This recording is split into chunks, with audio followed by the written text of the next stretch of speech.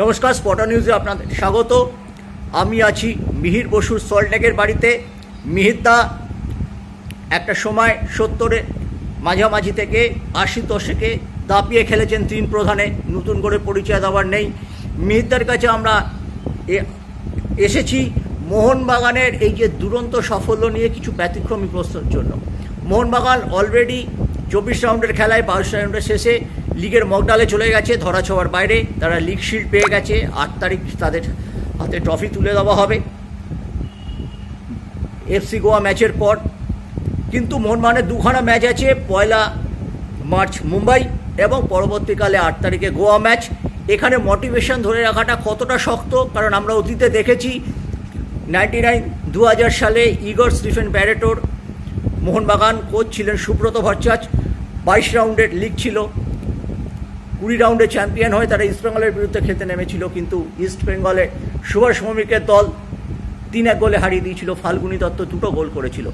Motivation ধরে রাখাটা কিন্তু খুব শক্ত। গত বছরও মোহনবাগান এইটা পাওয়ার পর কাপটা আলটিমেটলি পায়নি।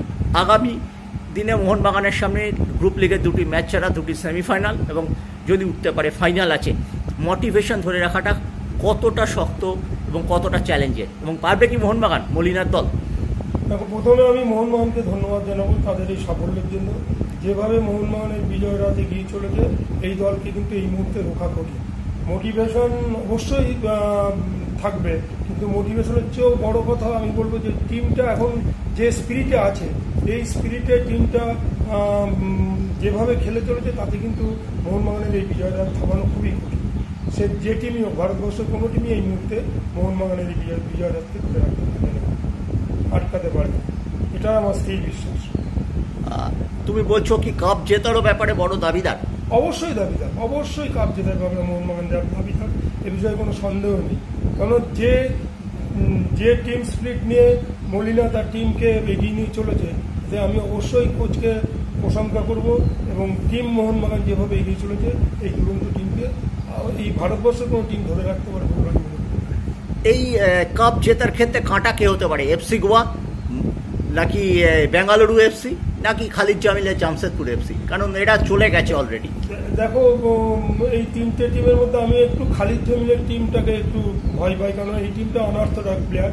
এই টিমটা কবে কোন দিন কীভাবে খেলে দেবে কেউ বলতে পারে।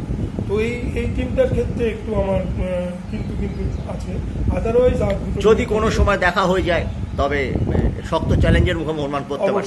মানে তুমি বলছো এফসি গোয়া কিংবা বেঙ্গালুরুর চেয়ে ভয়ঙ্কর খালিদ জামিলের জামশেদপুর? অবশ্যই অবশ্যই। মেদা মলিনাকে তুমি কি বলবে? এই যে একজন কোচ প্রথম দিকে একটু স্ট্রাগল করছিলেন, স্টপার লাইনে প্রবলেম ছিল, পরে উনি খুব দ্রুত, তখন উনি 3 ডিফেন্ডারে খেলছিলেন, হঠাৎ তিনি কিন্তু বুঝে গেলেন যে 3 ডিফেন্ডারে খেলার মতো যে কোয়ালিটির দরকার সেরকম ডিফেন্ডার নেই। উনি চার ডিফেন্ডার ব্যাক ফোরে আসলেন এবং তারপর মোহনবাগান আনস্টপেবল। এই যে নিজেকে পাল্টে নামা, মানে বুঝতে শেখা যে আমার হাতে কি মেটেরিয়াল আছে, সেই মতো আমি ছকটা সাজাবো, আমার যে দর্শন, সেখান থেকে উনি সরে এসেছেন। এই জায়গাটা তুমি কতটা প্রশংসা করবে? দেখো, সেই একই কথা বলতে হয় যে মলিনা যেভাবে টিমটাকে প্রথম দিকে সাজিয়েছিল, তারপরে অনেক ভাঙাচোরা করেছে, করে টিমের নানা পরিবর্তন করে এখন যে জায়গায় দলকে নিয়ে এসছে, এই টিমের মানে সাফল্যের পেছনে টিম মোহনবাগানের মানে শুধু 11 জন খেলোয়াড় নয়, টিমের যতজন প্লেয়ার আছে, সবচেয়ে রিজার্ভ বেঞ্চেও যারা থাকে, বাইরেও যারা থাকে, তারা সবাই এমন মানে কন্ডিশনে আছে যে কেউ কিন্তু মোহনবাগান টিমে খেলে যে কোনো ম্যাচ বার করে দিতে। বলছো যে ডাবল করার অপেক্ষা? অবশ্যই অবশ্যই।